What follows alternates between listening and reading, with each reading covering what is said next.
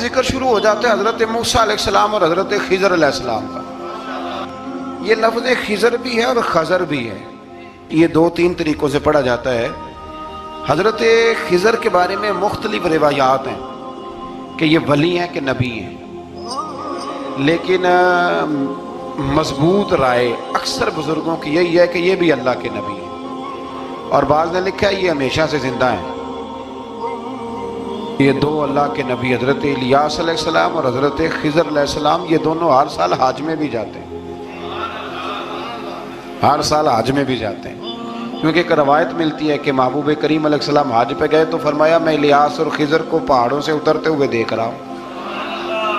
تو جن کو اللہ نے کھلی آنکھیں دی ہوتی ہیں پھر انہیں زیارت بھی ہوتی ہے، انہیں یہ نظر بھی آتے ہیں۔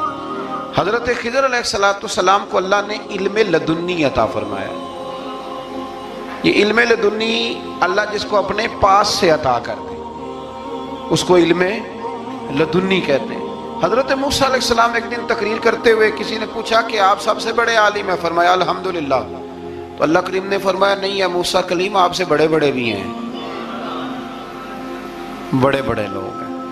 ہمارے ہاں مسئلہ ہے پا نہ پڑی اور لوگ مناظرہ کرنے آتے ہیں، کئی دفعہ لوگ نا مسئلہ بتاتے ہیں تو میں کہتا ہوں جناب آپ نے بتا دیا کہ اب آپ نے حکم کرنا ہے، اب آپ نے حکم کرنا ہے۔ کبھی کبھی کچھ لوگ ایسی باتیں کرتے ہیں وہ جی آپ ایک بندے کا نام لیتے ہیں ذکر کرتے ہیں، تو میں نے کہا چلو ہم نے بھی کہیں کچھ پڑھا ہی ہوگا نا تبھی تو ذکر کرتے ہیں، لیکن جو آتے ہیں نا لوگ وہ مشورہ تمہارے دور میں ہے ہی نہیں، جس نے جو لائن پڑھ لی ہے وہ اس پہ پکا ہو گیا، سارا نہیں نہ پڑھا، سارا پڑھے پھر بات سمجھ میں آتی ہے۔ حضرت موسیٰ کلیم اللہ کے نبی ہیں اور کیا بات ہے ان کی، اور یہ بھی اللہ کا فضل ہوا حضرت موسیٰ نے یہ بات کی تبھی تو ہمیں اتنی شاندار حکمتوں کے پھول ملے، یہ بھی حضرت موسیٰ کا ہی کمال ہے۔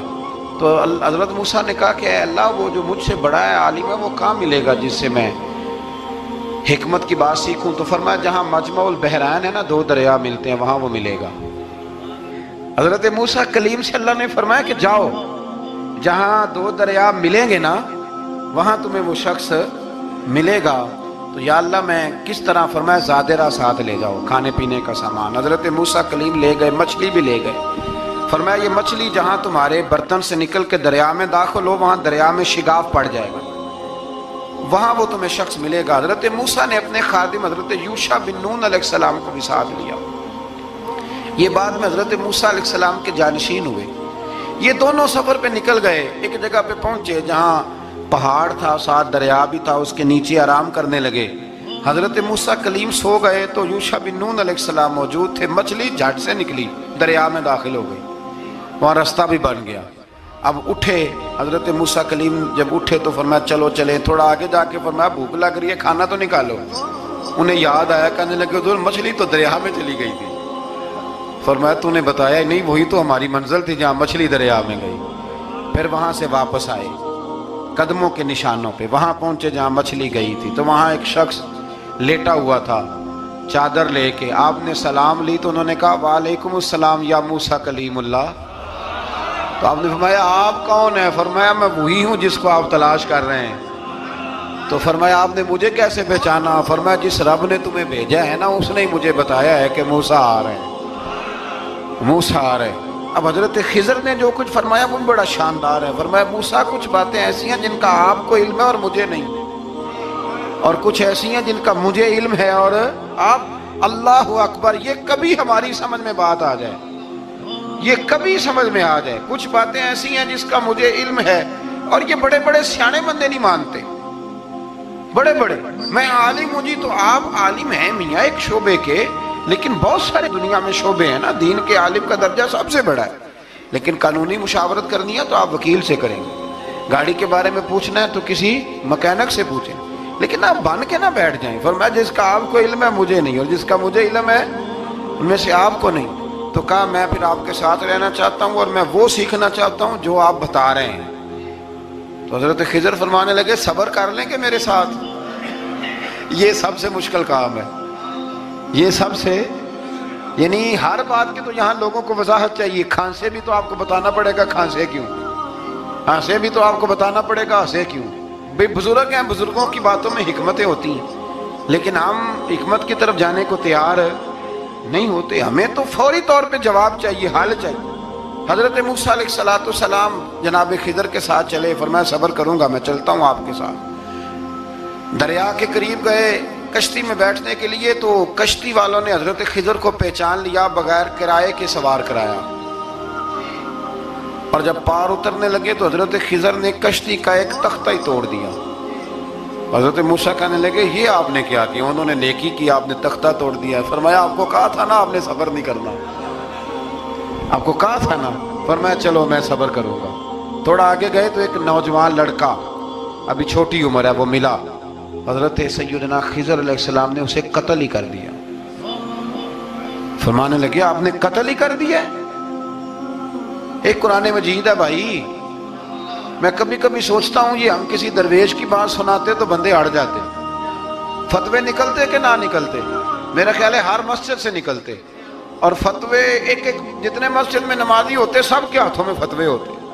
قتل کر دیا، قتل ہی ہو گیا بندہ. تو حضرت سیدنا موسیٰ علیہ السلام فرمانے لگے آپ نے قتل ہی کر دیا. فرمایا میں نے کہا تھا نا آپ نے صبر نہیں کرنا. آپ فرمانے لگے چلو اگر اب میں بولا نا تو بے شک آپ مجھے علیحدہ کر دیجئے گا. حضرت موسیٰ کلیم اب بولا تو علیحدہ کر دیا. ایک بستی میں داخل ہوئے، بستی کے لوگوں سے پانی مانگا تو انہوں نے پانی بھی نہ دیا، آرام کرنے کو جگہ بھی نہ دی. پر وہاں ایک دیوار گر رہی تھی، حضرت خضر علیہ السلام نے سیدھی کرنی شروع کر دی. ساری دیوار بنائی. تو حضرت موسیٰ کہنے لگے کن لوگوں کی خدمت کر رہے ہو جنہوں نے پانی بھی نہیں دیا، جنہوں نے پانی تک نہیں پوچھا. فرمانے لگے بس بھئی آپ نے وعدہ کیا تھا کہ اب بولیں گے تو بے شک علیحدہ کر دینا. آپ بولیں اب آپ کا اور میرا ساتھ زیادہ نہیں چل سکتا. آپ بولیں. جو بول پڑے نا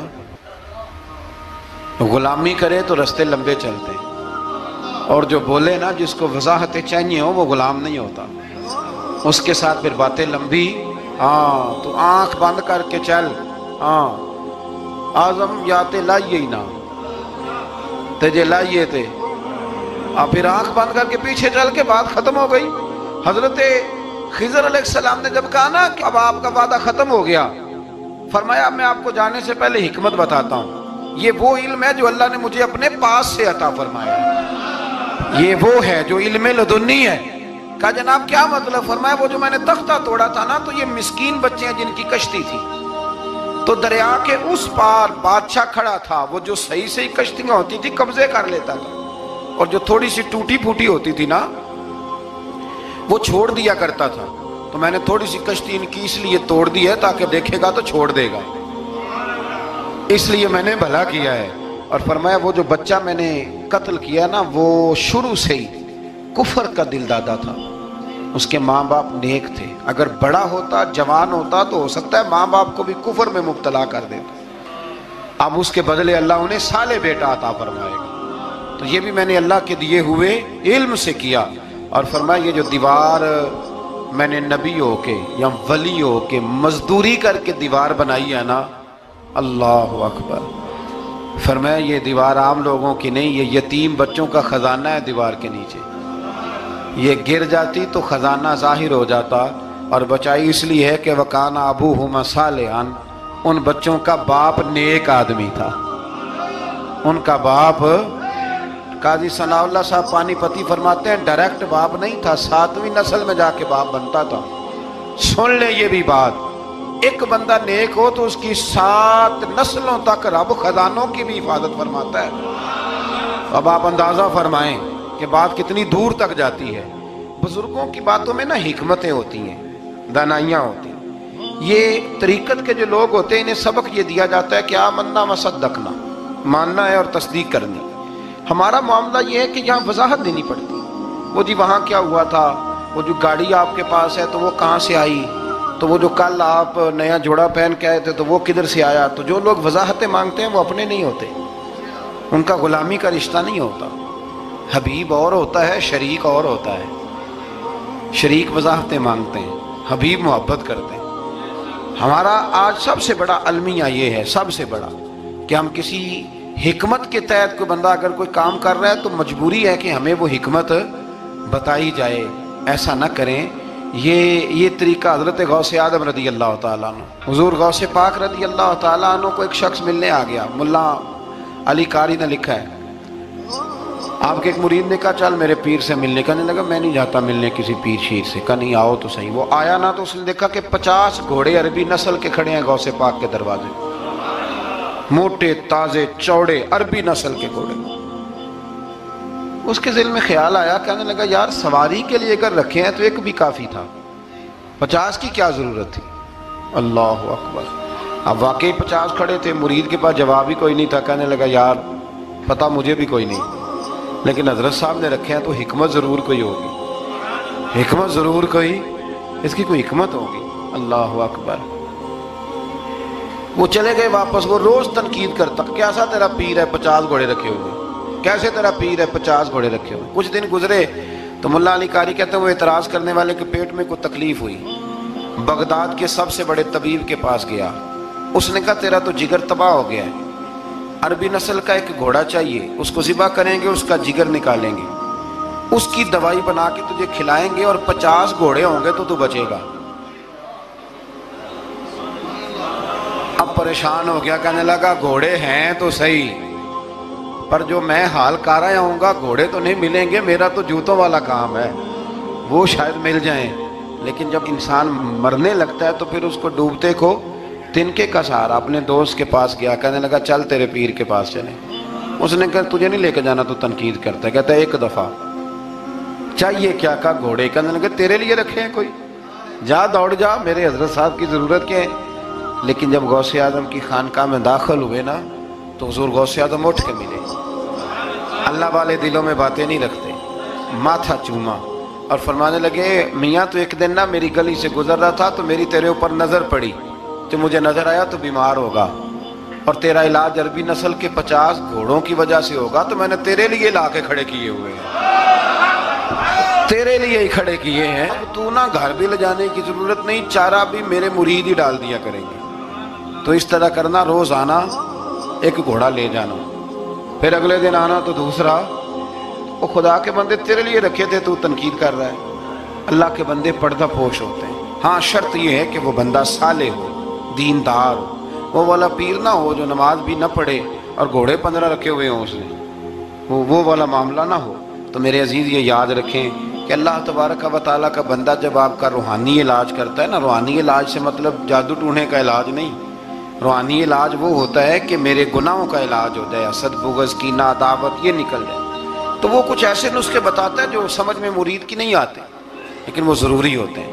انہی نسخوں کو استعمال کرنے سے انسان کا فائدہ ہوتا ہے۔ جی کرنے والے لوگ ہمیشہ کامیاب رہتے ہیں، وہ ماں باپ کے آگے کریں، استاد کے آگے کریں، شیخ کے آگے کریں، اور جن کو وضاحتوں کی ضرورت ہوتی ہے، ہاں ایک شرعی بات ضرور ہے، وہ ضرور سن لیں۔ اگر آپ کو کہیں کچھ شرعی قباحت نظر آئے جو قرآن و سنت سے ٹکراتی ہو تو وہ آپ پر فرض ہے آپ اپنے مرشد سے پوچھیں۔